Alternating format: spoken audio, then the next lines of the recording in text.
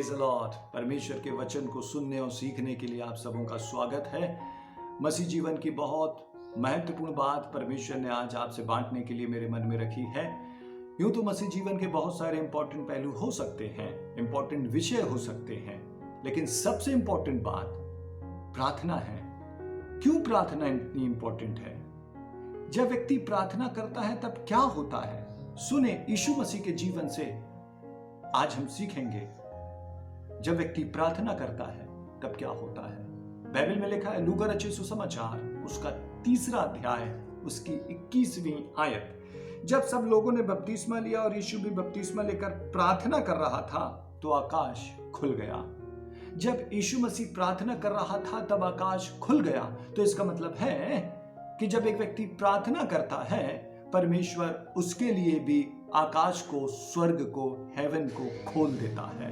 कितनी ही आशीषित और दिलचस्प बात यह है कि जब व्यक्ति प्रार्थना भूमि पे, जमीन पे, पृथ्वी पे करता है, अपने घर पे करता है, तब स्वर्ग उसके लिए खुल जाता है। और जब स्वर्ग खुलता है परमेश्वर अद्भुत कामों को करता है। और मैं आपसे बोलूं जब आप प्रार्थना करते हैं, कोई आपको देखे ना देखे, लेकिन पूरा स्वर्ग आपको देख रहा होता है। पूरा स्वर्ग आपकी प्रार्थना को सुन रहा होता है। पूरा स्वर्ग आप पे बड़े ध्यान से एक टक निगाहें लगाए होता है और देख रहा होता है कि आप क्या प्रार्थना कर रहे हैं। यीशु मसीह प्रार्थना कर रहा था और स्वर्ग उसके लिए खुल गया।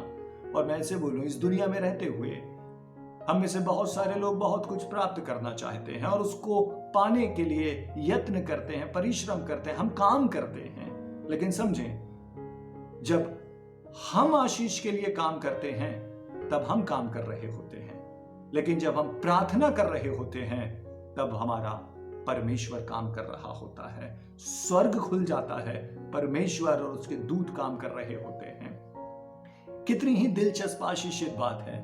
आप इस पृथ्वी पे प्रार्थना करते हैं, स्वर्ग वहां खुलता है और दूत आपके लिए एक्टिव हो जाते हैं। Hallelujah, praise the Lord.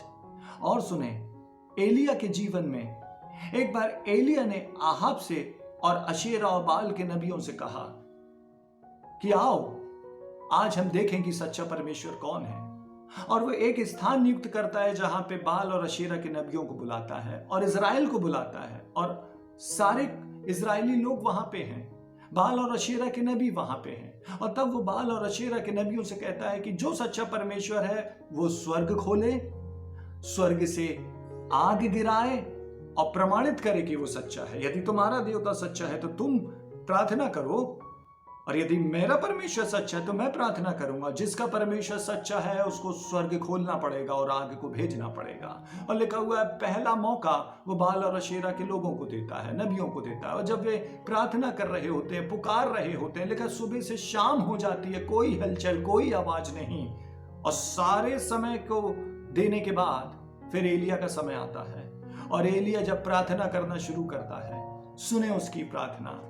पहला राजा 18वां अध्याय 36वीं आयत से आगे बाइबल में लिखा हुआ है, फिर भेंट चढ़ाने के समय एलिया नबी समीप जाकर कहने लगा, ए अब्राहम, इसहाक और इजराइल के परमेश्वर यहोवा, आज ये प्रकट कर कि इजराइल में तू ही परमेश्वर है और मैं तेरा दास हूं। वो कहता है, हे परमेश्वर, आज तू बता दे अपने स्वर्ग को खोलकर और आग को भेजकर कि वास्तव में तू ही सच्चा परमेश्वर है और तेरे अलावा और कोई नहीं है। और उसके आगे वो कहता है, हे यहोवा, मेरी सुन कि लोग जान लें कि यहोवा तू ही परमेश्वर है। और वो और परमेश्वर को पुकारता है। उसकी एक ही प्रार्थना, परमेश्वर आकाश खोल और आग को भेज, परमेश्वर स्वर्ग खोल और आग को भेज, ताकि दुनिया जान ले कि तू ही सच्चा परमेश्वर है। जब वह ऐसी प्रार्थना कर रहा होता है, 38वीं आयत सुने कैसे शुरू होती है।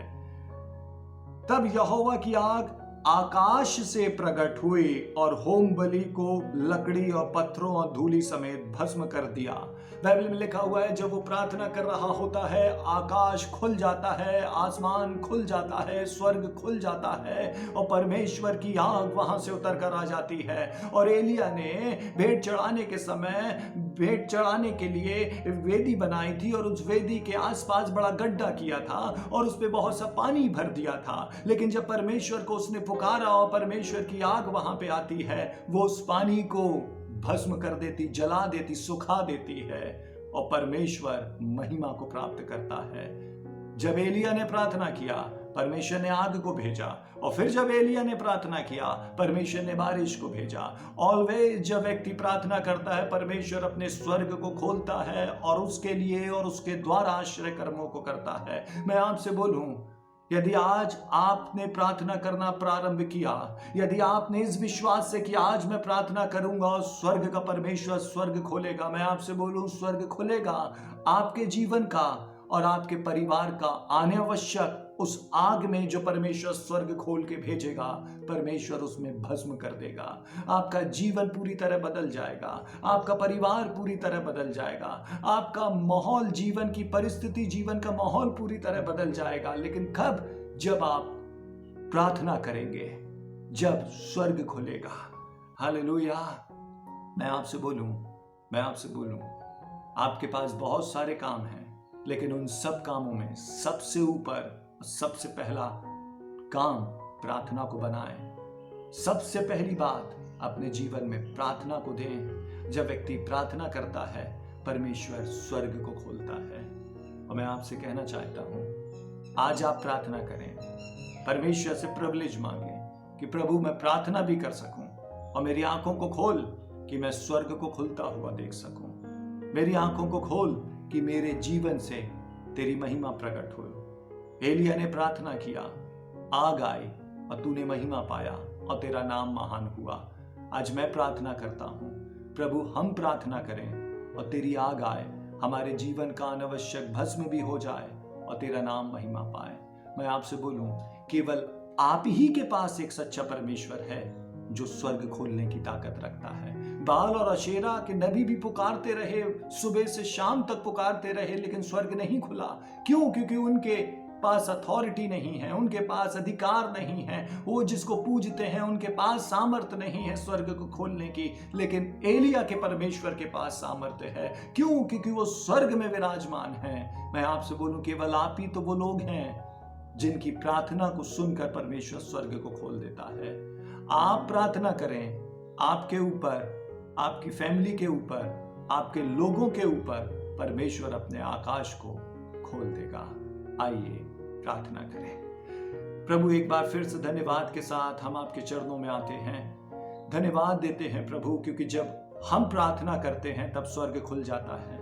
और धन्यवाद देते हैं कि इस समय जब हम प्रार्थना कर रहे हैं तब भी आपने स्वर्ग को खोला है। और मेरी आपका दास होकर प्रार्थना है, आपके लोगों के ऊपर स्वर्ग खोल के प्रार्थना करने की आत्मा को उंडेल दें, प्रार्थना सिखाने वाली आत्मा को उंडेल दें, प्रार्थना में लौलीन रहने वाली आत्मा को उंडेल दें, ताकि ये लोग भी प्रार्थना करें और इनके ऊपर, इनके लोगों के ऊपर भी आकाश खुल जाए। और जिन बातों को आंखों ने नहीं देखा, कानों ने नहीं सुना और चित्त पे नहीं चढ़ी हैं, आपके स्वर्ग के खुलने के कारण से वो बातें घटित हो जाएं और आप और सिर्फ आप ही महिमा पाएं।